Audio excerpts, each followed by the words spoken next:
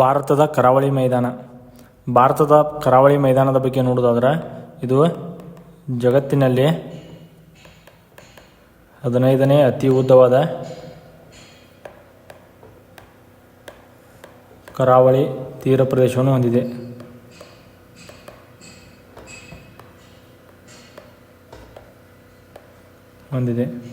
ಮೊದಲನೇ ಸ್ಥಾನದಲ್ಲಿರುವುದು ಯಾವುದಂದ್ರೆ ಕೆನಡಾ ದೇಶ. ಇದೆಷ್ಟು ದೂರವನ್ನು ಹೊಂದಿದೆ ಅಂದರೆ ತೀರ ಪ್ರದೇಶವನ್ನು 2,02,080 ಕಿಲೋಮೀಟರನ್ನು ಕರಾವಳಿ ತೀರ ಪ್ರದೇಶವನ್ನು ಕೆನಡಾ ದೇಶ ಹೊಂದಿದೆ. ಎರಡನೇ ಸ್ಥಾನದಲ್ಲಿರುವುದು ನಾರ್ವೆ ದೇಶ. ನಾರ್ವೆ ಎಷ್ಟು ಹೊಂದಿದೆ ಅಂದರೆ ತೀರ ಪ್ರದೇಶವನ್ನು 83,281 ಕಿಲೋಮೀಟರ್ ಕರಾವಳಿ ತೀರ ಪ್ರದೇಶವನ್ನು ನಾರ್ವೆ ದೇಶ ಹೊಂದಿದೆ. ಮೂರನೇ ಸ್ಥಾನದಲ್ಲಿರುವುದು ಇಂಡೋನೇಷ್ಯಾ. 54,716 ಕಿಲೋಮೀಟರ್ ಕರಾವಳಿ ತೀರ ಪ್ರದೇಶವನ್ನು ಹೊಂದಿದೆ. ಇನ್ನು ನಾಲ್ಕನೇ ಸ್ಥಾನದಲ್ಲಿರುವುದು ಗ್ರೀನ್ಲ್ಯಾಂಡ್. ಹಂಗೆ 15ನೇ ಸ್ಥಾನದಲ್ಲಿರುವುದು ಭಾರತ, ಇಂಡಿಯಾ. ಎಷ್ಟು ಹೊಂದಿದೆ ಅಂದ್ರೆ 7,516.5 ಕಿಲೋಮೀಟರ್ ಕರಾವಳಿ ತೀರ ಪ್ರದೇಶವನ್ನು ಹೊಂದಿದೆ ನಮ್ಮ ಭಾರತ. ಕ್ವಶನ್ ಏನಾಗುತ್ತೆ ಅಂದ್ರೆ ಜಗತ್ತಿನಲ್ಲಿ ಅತಿ ಹೆಚ್ಚು ಉದ್ದದ ಕರಾವಳಿ ತೀರ ಪ್ರದೇಶ ಹೊಂದಿರುವ ರಾಷ್ಟ್ರ ಯಾವುದು ಅಂತ ಕೇಳ್ತಾರೆ. ಉತ್ತರ ಕೆನಡಾ. ನಮ್ಮ ಭಾರತ 15ನೇ ಅತಿ ಉದ್ದವಾದ ಕರಾವಳಿ ತೀರ ಪ್ರದೇಶವನ್ನು ಹೊಂದಿದೆ. ಇನ್ನು ಭಾರತದ ಕರಾವಳಿ ಬಗ್ಗೆ ನೋಡೋದಾದ್ರೆ ಭಾರತ 3 ಕಡೆಗಳಲ್ಲಿ ನೀರಿನಿಂದ ಆವೃತವಾದ ಒಂದು ದ್ವೀಪ ರಾಷ್ಟ್ರ ಇದೆ. 3 ಕಡೆಗಳಲ್ಲಿ ನೀರಿನಿಂದ ಆವೃತವಾಗಿದೆ. ಪೂರ್ವದಲ್ಲಿ ಬಂಗಾಳ ಕೊಲ್ಲಿ, ಪಶ್ಚಿಮದಲ್ಲಿ ಅರಬ್ಬಿ ಸಮುದ್ರ ಮತ್ತು ದಕ್ಷಿಣದಲ್ಲಿ ಹಿಂದೂ ಮಹಾಸಾಗರ. 3 ಕಡೆಗಳಿಂದ ನೀರಿನಿಂದ ಆವೃತವಾಗಿದೆ ನಮ್ಮ ಭಾರತ ದೇಶ. ನಮ್ಮ ಕರಾವಳಿಯ ಉದ್ದ ಎಷ್ಟೈತೆ ಅಂದ್ರೆ ಇಲ್ಲಿ ಪೂರ್ವದಲ್ಲಿ ಗುಜರಾತ್ನ ಕಚ್ನಿಂದ ಇಲ್ಲಿಂದ ಪಶ್ಚಿಮದಲ್ಲಿ ಗಂಗಾ ನದಿಯ ಮುಖಜ ಭೂಮಿಯವರೆಗೆ ಇಲ್ಲಿವರೆಗೆ ಎಷ್ಟೈತೆ ಅಂದ್ರೆ 6,100 ಕಿಲೋಮೀಟರ್ ಉದ್ದ ಐತೆ. ಇನ್ನು ಅದರ ಜೊತೆ ದ್ವೀಪಗಳು ಆ್ಯಡ್ ಮಾಡಿದ್ರೆ ಟೋಟಲ್ ನಮ್ಮ ಭಾರತ ಕರಾವಳಿ ಉದ್ದ 7,516.5 ಕಿಲೋಮೀಟರ್. ಭಾರತದ ಟೋಟಲ್ 9 ರಾಜ್ಯಗಳು ಮತ್ತು 4 ಕೇಂದ್ರಾಡಳಿತ ಪ್ರದೇಶಗಳು ಕರಾವಳಿ ತೀರವನ್ನು ಹೊಂದಿವೆ. ಇದು ಕ್ವಶನ್ ಆಗಿತ್ತೆ. ಭಾರತದ ಎಷ್ಟು ರಾಜ್ಯಗಳು ಕರಾವಳಿ ತೀರ ಪ್ರದೇಶವನ್ನು ಹೊಂದಿವೆ ಅಂತ. 9 ರಾಜ್ಯಗಳು ಕರಾವಳಿ ತೀರ ಪ್ರದೇಶವನ್ನು ಹೊಂದಿವೆ. ಅದರ ಜೊತೆಗೆ 4 ಕೇಂದ್ರಾಡಳಿತ ಪ್ರದೇಶಗಳು ಸಹ ಕರಾವಳಿ ತೀರ ಪ್ರದೇಶವನ್ನು ಹೊಂದಿವೆ. ಯಾವ್ಯಾವ ರಾಜ್ಯಗಳು ಅಂದ್ರೆ ಗುಜರಾತ, ಮಹಾರಾಷ್ಟ್ರ, ಗೋವಾ, ಕರ್ನಾಟಕ, ಕೇರಳ, ತಮಿಳುನಾಡು, ಆಂಧ್ರ ಪ್ರದೇಶ, ಒಡಿಶಾ ಮತ್ತು ಪಶ್ಚಿಮ ಬಂಗಾಳ. ಇವು 4 ರಾಜ್ಯಗಳು ಕರಾವಳಿ ತೀರ ಪ್ರದೇಶವನ್ನು ಹೊಂದಿರುವ ರಾಜ್ಯಗಳಾಗಿವೆ. ಇನ್ನು ನೆಕ್ಸ್ಟ್ ಕರಾವಳಿ ತೀರದ ಬಗ್ಗೆ ನೋಡೋದಾದ್ರೆ ರಾಜ್ಯಗಳ ಕರಾವಳಿ ತೀರದ ಬಗ್ಗೆ ನೋಡೋದಾದ್ರೆ ಗುಜರಾತ್ ಕಂಡು ಬರುತ್ತೆ. ಗುಜರಾತ್ 1,600 ಕಿಲೋಮೀಟರ್ ಕರಾವಳಿ ತೀರ ಪ್ರದೇಶವನ್ನು ಹೊಂದಿದೆ. 1,600 ಕಿಲೋಮೀಟರ್ ಕರಾವಳಿ ತೀರ ಪ್ರದೇಶವನ್ನು ಹೊಂದಿದೆ. ಈ ಗುಜರಾತ್ನ ಕರಾವಳಿ ತೀರ ಪ್ರದೇಶವನ್ನು ಕಚ್ ಕರಾವಳಿ ಅಂತ ಕರೀತಾರೆ ಇದನ್ನು. ನೆಕ್ಸ್ಟ್ ಮಹಾರಾಷ್ಟ್ರ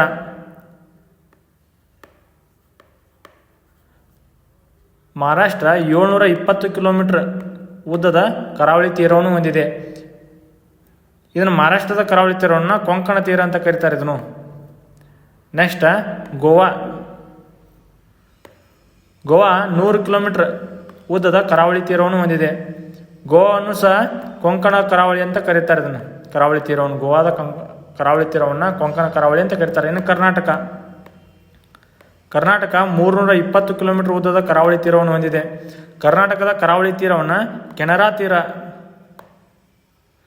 ಎಂದು ಕರೆಯುತ್ತಾರೆ. ಇನ್ನು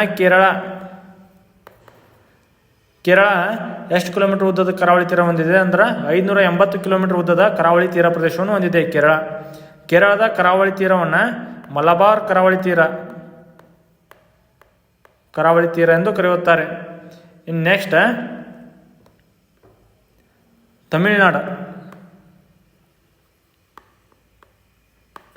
ತಮಿಳುನಾಡು 910 ಕಿಲೋಮೀಟರ್ ಉದ್ದದ ಕರಾವಳಿ ತೀರ ಪ್ರದೇಶವನ್ನು ಹೊಂದಿದೆ. ತಮಿಳುನಾಡಿನ ಕರಾವಳಿ ತೀರ ಪ್ರದೇಶವನ್ನು ಕೋರಮಂಡಲ ತೀರ ಎಂದು ಕರೆಯುತ್ತಾರೆ. ಕೋರಮಂಡಲ ತೀರ ಎಂದು ಕರೆಯುತ್ತಾರೆ. ನೆಕ್ಸ್ಟ್ ಆಂಧ್ರ ಪ್ರದೇಶ.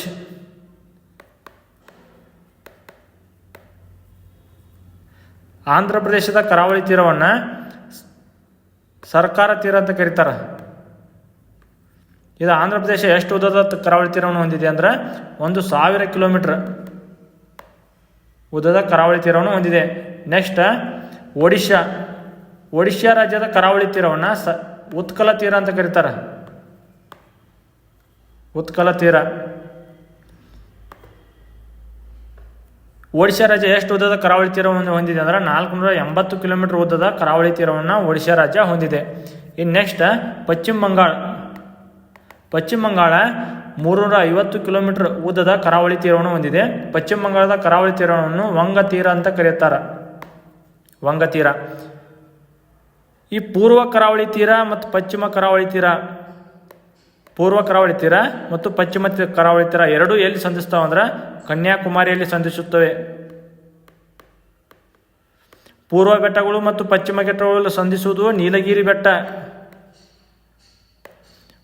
ಮತ್ತು ಪೂರ್ವ ಕರಾವಳಿ ಮತ್ತು ಪಶ್ಚಿಮ ಕರಾವಳಿ ಸಂಧಿಸುವುದು ಕನ್ಯಾಕುಮಾರಿಯಲ್ಲಿ ಸಂಧಿಸುತ್ತವೆ. ಇದು ಇಂಪಾರ್ಟೆಂಟ್. ಅತಿ ಉದ್ದವಾದ ಕರಾವಳಿ ತೀರ ಹೊಂದಿದ ರಾಜ್ಯಗಳು ಯಾವಂತ ಕ್ವಶನ್ ಆಕತಿ. ಫಸ್ಟ್ ಇರುವುದು ಗುಜರಾತ, ಸೆಕೆಂಡ ಆಂಧ್ರ ಪ್ರದೇಶ, ಥರ್ಡ ತಮಿಳುನಾಡು.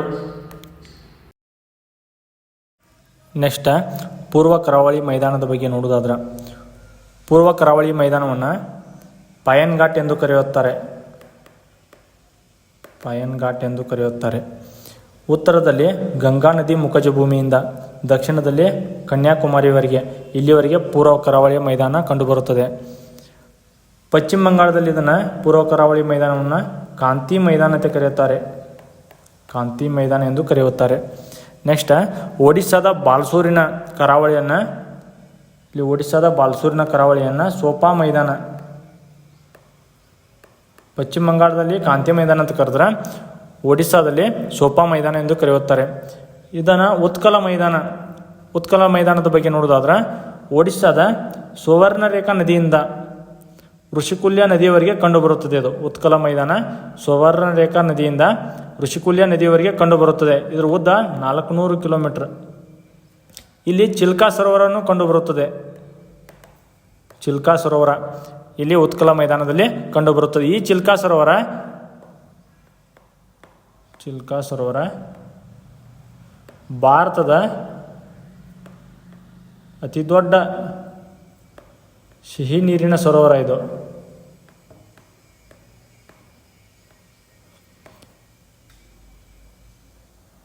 ಭಾರ್ಗವಿ ಮತ್ತು ದಾಯ ನದಿಗಳು, ಇದು ಇಂಪಾರ್ಟೆಂಟ್. ಯಾವ ನದಿಗಳು ಚಿಲ್ಕಾ ಸರೋವರಕ್ಕೆ ಹರಿಯುತ್ತವೆ? ಭಾರ್ಗವಿ ಮತ್ತು ದಾಯ ನದಿಗಳು ಚಿಲ್ಕಾ ಸರೋವರಕ್ಕೆ ಹರಿಯುತ್ತವೆ. ನೆಕ್ಸ್ಟ್ ಆಂಧ್ರ ಮೈದಾನದ ಬಗ್ಗೆ ನೋಡೋದಾದ್ರೆ, ಈ ಉತ್ಕಲ ಮೈದಾನದಿಂದ ಚೆನ್ನೈನಿಂದ 50 ಕಿಲೋಮೀಟರ್ ಉತ್ತರದಲ್ಲಿರುವ ಪುಲಿಕಾಟ್ ಸರೋವರದವರೆಗೆ, ಇಲ್ಲಿಂದ ಇಲ್ಲಿವರೆಗೆ ಆಂಧ್ರ ಮೈದಾನ ಎಂದು ಕರೆಯುತ್ತಾರೆ ಇದನ್ನು. ಇಲ್ಲಿ ಕೊಲ್ಲೇರು ಸರೋವರ ಕಂಡುಬರುತ್ತದೆ. ಆಂಧ್ರ ಮೈದಾನದಲ್ಲಿ ಕೊಲ್ಲೇರು ಸರೋವರ. ಇದು ಕೊಲ್ಲೇರು ಸರೋವರ ಪುರಾತನ ಕಾಲದಲ್ಲಿ ಲಗೂನ್ ಸರೋವರ ಆಗಿದ್ದಿತ್ತು. ಇದು ಇಂಪಾರ್ಟೆಂಟ್. ಕೊಲ್ಲೇರು ಸರೋವರ ಯಾವ ರಾಜ್ಯದಲ್ಲಿ ಕಂಡುಬರುತ್ತದೆ? ಕೊಲ್ಲೇರು ಸರೋವರ ಆಂಧ್ರ ಪ್ರದೇಶದಲ್ಲಿ ಕಂಡುಬರುತ್ತದೆ. ನೆಕ್ಸ್ಟ್ ತಮಿಳುನಾಡು ಮೈದಾನದ ಬಗ್ಗೆ ನೋಡೋದಾದ್ರೆ, ತಮಿಳುನಾಡು ಮೈದಾನ ಪುಲಿಕಾಟ್ ಸರೋವರದಿಂದ ಕನ್ಯಾಕುಮಾರಿವರೆಗೆ ಎಷ್ಟು ಕಿಲೋಮೀಟರ್ ಅಂದ್ರೆ 675 ಕಿಲೋಮೀಟರ್ ಉದ್ದದ ತೀರವನ್ನು ಹೊಂದಿದೆ. ಇದನ್ನು ತಮಿಳುನಾಡು ಮೈದಾನವನ್ನು ಕೋರಮಂಡಲ ತೀರ ಅಂತ ಕರೆಯುತ್ತಾರೆ. ನೆಕ್ಸ್ಟ್ ಪಶ್ಚಿಮ ಕರಾವಳಿ ಮೈದಾನ. ಪಶ್ಚಿಮ ಕರಾವಳಿ ಮೈದಾನದ ಬಗ್ಗೆ ನೋಡೋದಾದ್ರೆ, ಈ ಪಶ್ಚಿಮ ಕರಾವಳಿ ಮೈದಾನ ಗುಜರಾತ್ನ ಸೂರತ್ದಿಂದ ಕನ್ಯಾಕುಮಾರಿವರೆಗೆ ಕಂಡುಬರುತ್ತದೆ. ಇಲ್ಲಿರುವ ಸೂರತ್ನಲ್ಲಿರುವ ಗಿರ್ನಾರ್ ಬೆಟ್ಟಗಳು ಕಂಡುಬರುತ್ತವೆ. ಇಲ್ಲಿ ಗುಜರಾತ್ನ ಸೂರತ್ನಲ್ಲಿ ಗಿರ್ನಾರ್ ಬೆಟ್ಟಗಳು ಕಂಡುಬರುತ್ತವೆ. ಅದರಲ್ಲಿರುವ ಅತಿ ಎತ್ತರವಾದ ಶಿಖರ ಅಂದರೆ ಗೋರಖನಾಥ್ ಶಿಖರ. ಗಿರ್ನಾರ್ ಬೆಟ್ಟಗಳಲ್ಲಿ ಅತಿ ಎತ್ತರವಾದ ಶಿಖರ ಯಾವುದಂದ್ರೆ ಗೋರಖ್ನಾಥ್ ಶಿಖರ. ಇನ್ನು ಕೊಂಕಣ ಕರಾವಳಿಯ ಮೈದಾನದ ಬಗ್ಗೆ ನೋಡೋದಾದ್ರೆ ದಮನ್ದಿಂದ ಗೋವಾವರೆಗೆ, ಇಲ್ಲಿ ದಮನ್ದಿಂದ ಗೋವಾವರೆಗೆ ಕೊಂಕಣ ಕರಾವಳಿಯು ಕಂಡುಬರುತ್ತದೆ. ಕೊಂಕಣ ಕರಾವಳಿ ಮೈದಾನ ಕಂಡುಬರುತ್ತದೆ.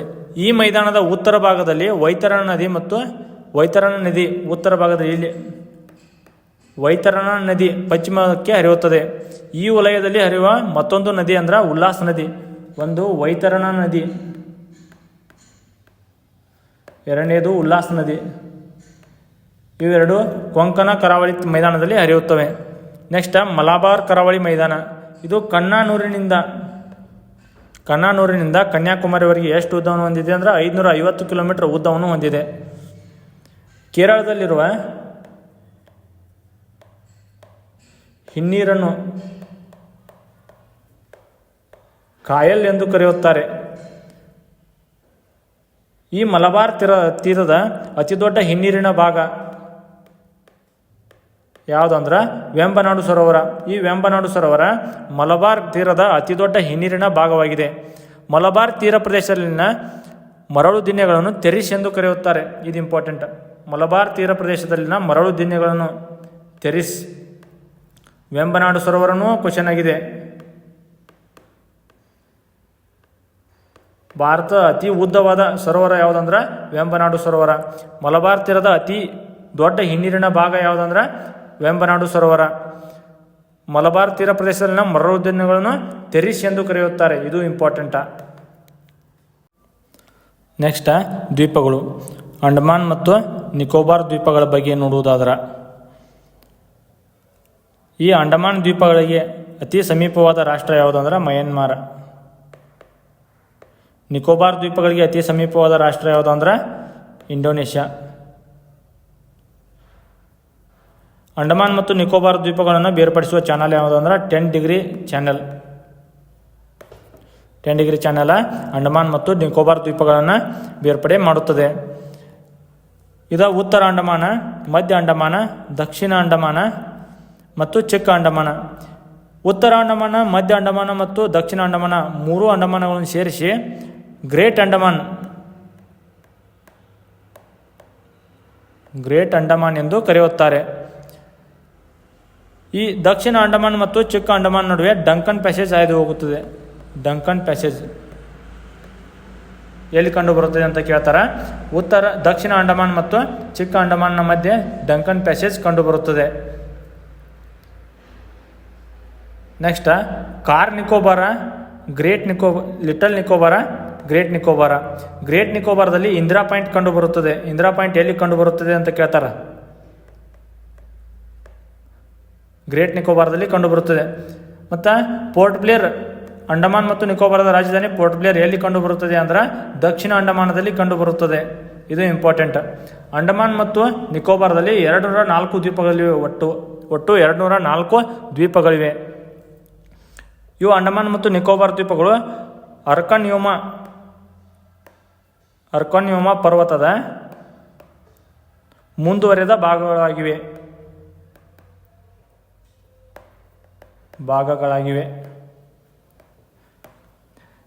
ಇಲ್ಲಿರುವ ಅತಿ ಎತ್ತರವಾದ ಶಿಖರ ಅಂದ್ರೆ ಶಾಡಲ್ ಶಿಖರ. ಅಂಡಮಾನ್ ಮತ್ತು ನಿಕೋಬಾರದಲ್ಲಿರೋ ಅತಿ ಎತ್ತರವಾದ ಶಿಖರ ಯಾವುದಂದ್ರೆ ಶಾಡಲ್ ಶಿಖರ. ಮಧ್ಯ ಅಂಡಮಾನ ಭಾರತದ ಅತಿ ದೊಡ್ಡ ದ್ವೀಪವಾಗಿದೆ. ಭಾರತದ ಅತಿ ದೊಡ್ಡ ದ್ವೀಪ ಯಾವುದಂದ್ರೆ ಮಧ್ಯ ಅಂಡಮಾನ. ಹ್ಯಾವ್ಲಾಕ,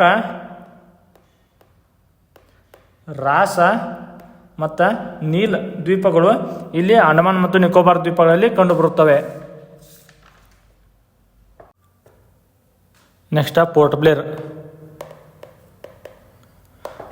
ಬ್ಲೇರ್ ಬಗ್ಗೆ ನೋಡೋದಾದ್ರೆ ಇದು ಅಂಡಮಾನ್ ಮತ್ತು ನಿಕೋಬಾರದ ರಾಜಧಾನಿ. ಇಲ್ಲಿ ವಿ.ಡಿ. ಸಾವರ್ಕರ್ ಅಂತಾರಾಷ್ಟ್ರೀಯ ವಿಮಾನ ನಿಲ್ದಾಣ ಕಂಡುಬರುತ್ತದೆ. ಸೆಲ್ಯುಲಾರ್ ಜೈಲು ಎಲ್ಲಿ ಕಂಡುಬರುತ್ತದೆ ಅಂದರೆ ಅಂಡಮಾನ್ ಮತ್ತು ನಿಕೋಬಾರದಲ್ಲಿ ಕಂಡುಬರುತ್ತದೆ. ನೆಕ್ಸ್ಟ್ ಇಲ್ಲಿ ಅಂಡಮಾನ್ ಮತ್ತು ನಿಕೋಬಾರದಲ್ಲಿ ಕಂಡುಬರುವ ಬುಡಕಟ್ಟುಗಳು ಯಾವ್ಯಾವ ಅಂದ್ರೆ ಶಾಂಪಿಯನ್ ಜರ್ವಾ ಸೆಂಟಿನೆಲಿಸ. ಇವು ಬುಡಕಟ್ಟುಗಳು ಇಂಪಾರ್ಟೆಂಟ. ಈ ಬುಡಕಟ್ಟುಗಳು ಅಂಡಮಾನ್ ಮತ್ತು ನಿಕೋಬಾರ್ ದ್ವೀಪದಲ್ಲಿ ಕಂಡುಬರುತ್ತವೆ. ರಬ್ಬರ್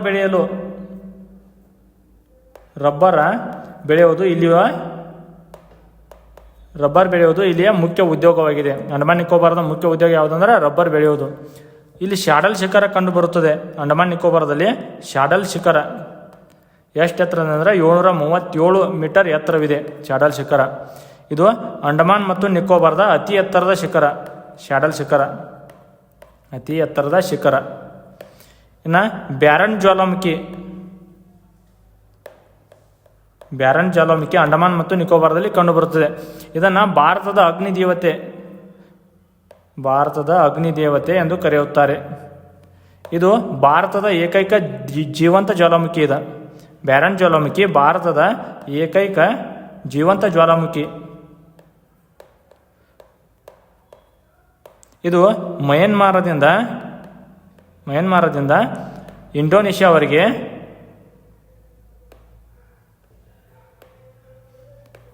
ಏಕಸರಪಳಿಯಿಂದ ಕೂಡಿದೆ.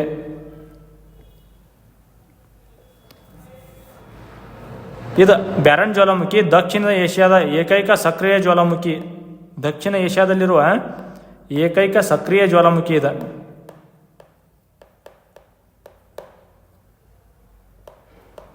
ಇನ್ನೊಂದು ಜ್ವಾಲಾಮುಖಿ ಯಾವುದು ಅಂದ್ರೆ ನಾರ್ಕೊಂಡಮ್. ಈ ನಾರ್ಕೊಂಡಮ್ ಇದು ನಿದ್ರಿತ ಜ್ವಾಲಾಮುಖಿ ಅಂದ್ರೆ ಸೂಪ್ತ ಜ್ವಾಲಾಮುಖಿಯಾಗಿದೆ. ಇದು ಇಂಪಾರ್ಟೆಂಟ. Barren ಜ್ವಾಲಾಮುಖಿನೂ important. ಇವೆರಡು ಜ್ವಾಲಾಮುಖಿಗಳು ಇಂಪಾರ್ಟೆಂಟ್, ಭಾರತದಲ್ಲಿ ಕಂಡುಬರುತ್ತವೆ. ಈ ಅಂಡಮಾನ್ ಮತ್ತು ನಿಕೋಬಾರದಲ್ಲಿ ಕಂಡುಬರುವ ನ್ಯಾಷನಲ್ ಪಾರ್ಕ್ ಯಾವ್ಯಾವ ಅಂದ್ರೆ ಮಹಾತ್ಮ ಗಾಂಧೀಜಿ.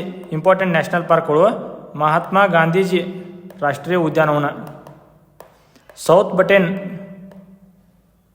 ರಾಷ್ಟ್ರೀಯ ಉದ್ಯಾನವನ. ಇದು ನಮ್ಮ ಭಾರತ ದೇಶದಲ್ಲಿ ಅತಿ ಚಿಕ್ಕದಾದ ರಾಷ್ಟ್ರೀಯ ಉದ್ಯಾನವನ. ಎಷ್ಟೈತೆ ಅಂದರೆ ಇದು 300 ಚದರ ಮೀಟರ್ ಅಷ್ಟೇ ಕಂಡುಬರುತ್ತದೆ. ಇಲ್ಲಿ ಕಂಡುಬರುವ ಪ್ರಾಣಿಗಳು ಯಾವಂದ್ರೆ ಸಮುದ್ರ ಸಸ್ತನಿಗಳು ಕಂಡುಬರುತ್ತವೆ. ಇಲ್ಲಿ ಸಮುದ್ರ ಸಸ್ತನಿಗಳು ಕಂಡುಬರುತ್ತವೆ. ಇನ್ನೊಂದು ಝಾನ್ಸಿ ರಾಣಿ ರಾಷ್ಟ್ರೀಯ ಉದ್ಯಾನವನವು ಇಲ್ಲಿ ಕಂಡುಬರುತ್ತದೆ. ಅಂಡಮಾನ್ ಮತ್ತು ನಿಕೋಬಾರ್ ದ್ವೀಪಗಳಲ್ಲಿ ಕಂಡುಬರುತ್ತದೆ. ನೆಕ್ಸ್ಟ್ ಲಕ್ಷದ್ವೀಪದ ಬಗ್ಗೆ ನೋಡೋದಾದ್ರೆ ಲಕ್ಷದ್ವೀಪಗಳನ್ನು ಹವಳದ ದ್ವೀಪಗಳು ಎಂದು ಕರೆಯುತ್ತಾರೆ. ಇದು ಎಷ್ಟು ವಿಸ್ತೀರ್ಣ ಹೊಂದಿದೆ ಅಂದರೆ 32 ಚದರ ಕಿಲೋಮೀಟರ್ ವಿಸ್ತೀರ್ಣವನ್ನು ಹೊಂದಿದೆ. ಇದರ ಪ್ರವಾಸೋದ್ಯಮ ಘೋಷವಾಕ್ಯ ಏನಂದ್ರೆ ಲಕ್ಷದ್ವೀಪದ 99% ಫನ್, 1% ಲ್ಯಾಂಡ್. ಇಲ್ಲಿ ಕಂಡುಬರುವ ದ್ವೀಪ ಸಮೂಹಗಳು ಯಾವ್ಯಾವ ಅಂದ್ರೆ ಕನ್ನಾನೂರು ದ್ವೀಪ ಸಮೂಹ, ಅಮಿನ್ದೀವ್ ದ್ವೀಪ ಸಮೂಹ, ಮಿನಿಕಾಯ್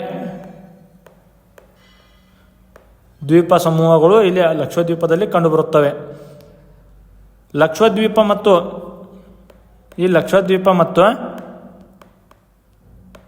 ಮಿನಿಕಾಯ್ ದ್ವೀಪವನ್ನು ಬೇರ್ಪಡಿಸುವುದು ಇದು important. 9 degree channel 9 degree channel ಲಕ್ಷದ್ವೀಪವನ್ನು ಮತ್ತು ಮಿನಿಕಾಯನ್ನು ಬೇರ್ಪಡಿಸುತ್ತದೆ. ಲಕ್ಷದ್ವೀಪ ಮತ್ತು ಮಾಲ್ಡೀವ್ಸ್ನನ್ನು ಬೇರ್ಪಡಿಸುವುದು 8 degree channel.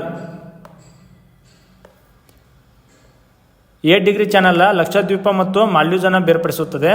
9 degree channel Lakshadweep ಮತ್ತು ಮಿನಿಕಾಯನ್ನು ಬೇರ್ಪಡಿಸುತ್ತದೆ. 10 ಡಿಗ್ರಿ ಚಾನಲ್ ಅಂಡಮಾನ್ ಮತ್ತು ನಿಕೋಬಾರ್ ದ್ವೀಪಗಳನ್ನು ಬೇರ್ಪಡಿಸುತ್ತದೆ.